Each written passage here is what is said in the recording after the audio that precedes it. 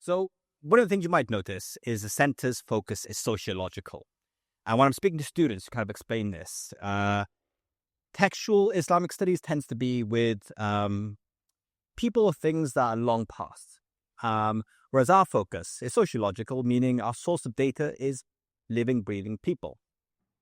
And, the colleagues in the center, I'm amongst the most amazing group of scholars.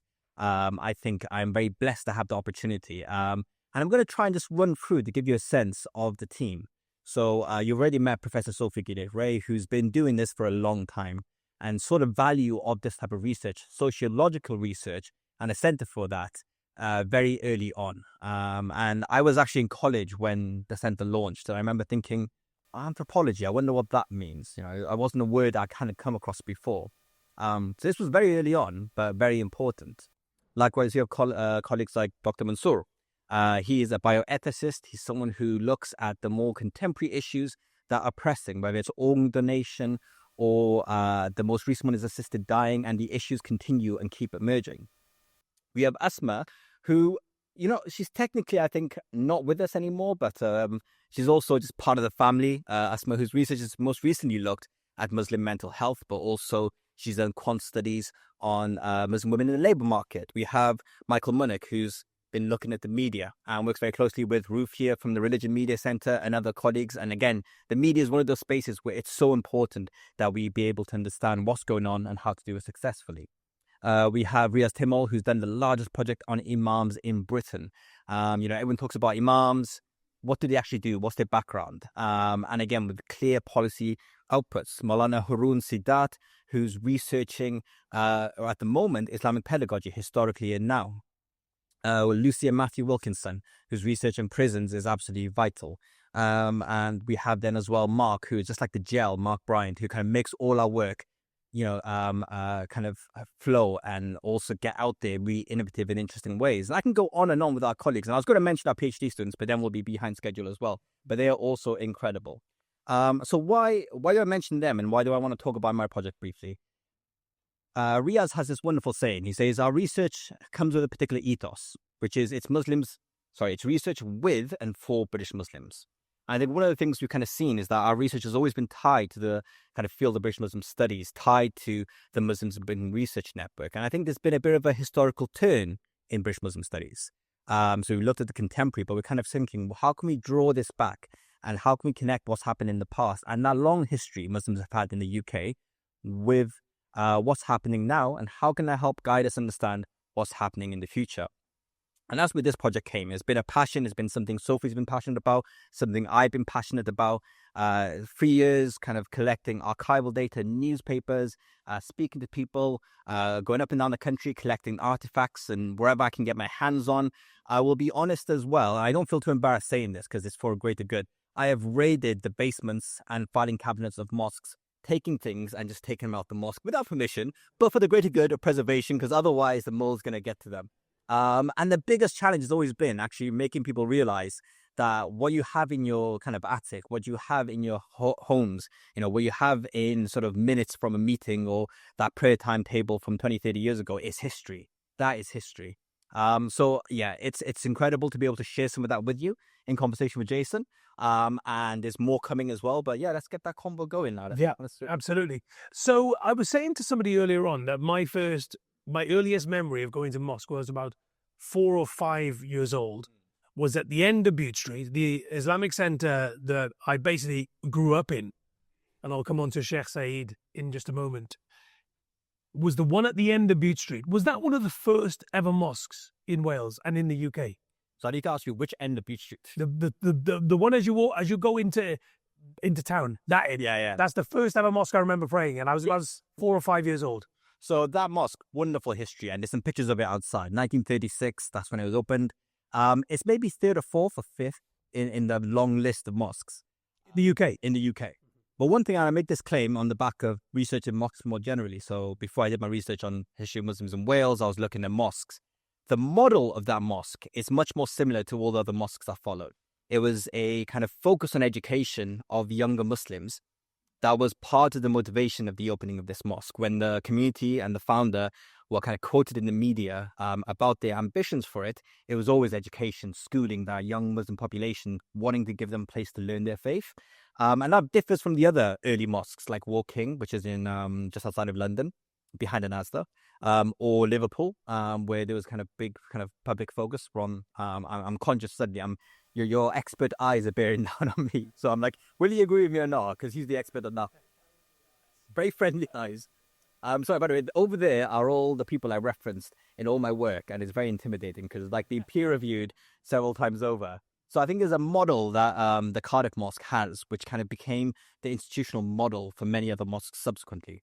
In terms of community leaders, how important and how influential have they been?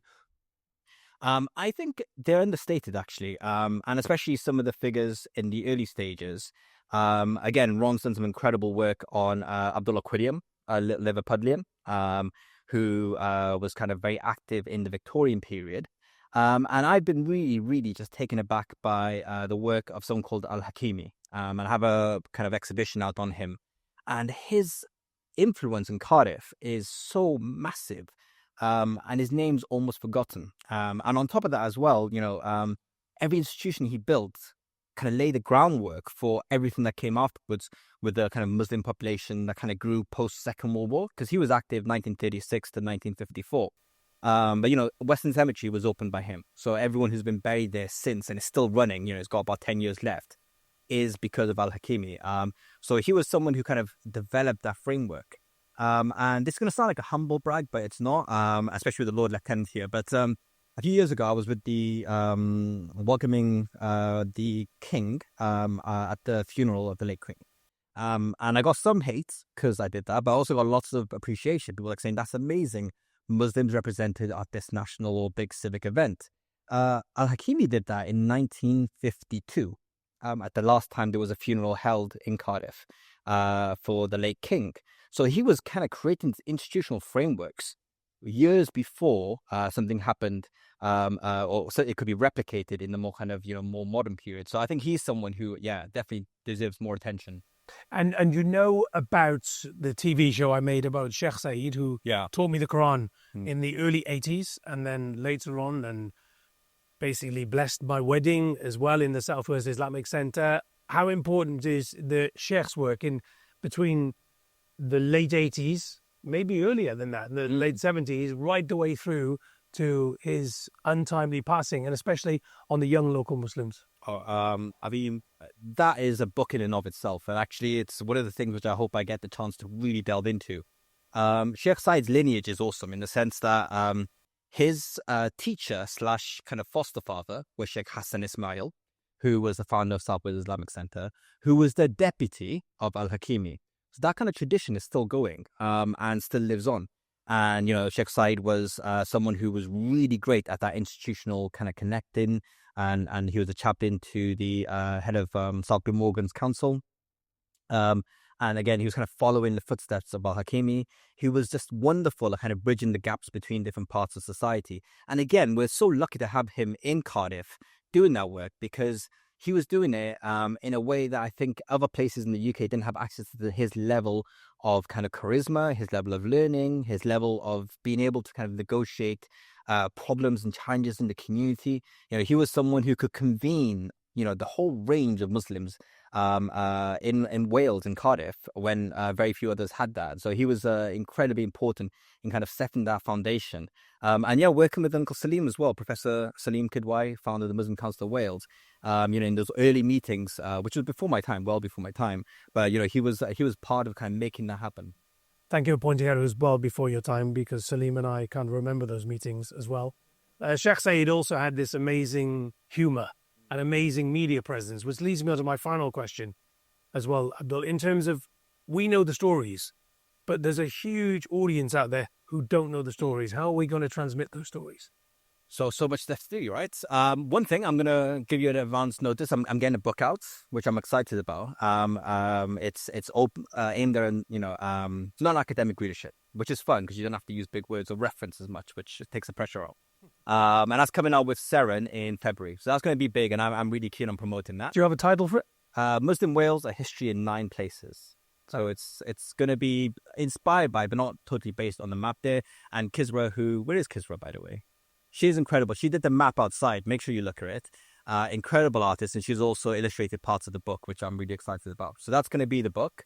We're also working on making sure this exhibition gets as far and wide as possible. And Mark has some incredible ideas, and, Ruslan as well, who's our photographer today. They're kind of looking at kind of creating something interactive and accessible, and also AI kind of, I'm kind of showing my age here. There's some AI involved in that. So it's going to be really cool. This thing called AI. Yeah, I heard about it. It seems big on the social media. So there's going to be a lot of ways to make it as accessible as possible, because I think it's something Professor, I think Alison was kind of saying, which is, in a way, there's a scope and space for wider society to draw upon and learn from Islam. It's not a foreign religion. Islam's a Welsh religion. I used to make the point that, Muslims have been doing Ramadan and Eid as long as there's been a nationalised Stedford for Wales. So it's a well-established tradition. And there's things that we can learn, I think, and benefit wider society from the Islamic tradition, from Muslim communities. And I'm keen to make that happen. Thank you so much. And when is the book out? February 2026. Is it going to be a book tour? I hope so, yeah. Okay. Available in all good bookshops? It better be. Okay. Will you be plugging it on your radio show? We'll be doing that, yeah. Okay, there you go. Consummate professional. Thank you so much for today, and thank you for inviting me and so many of us here today. We're so grateful to be here. Anything you want to add before we say thank you? No, thank you. Thank you to you as well.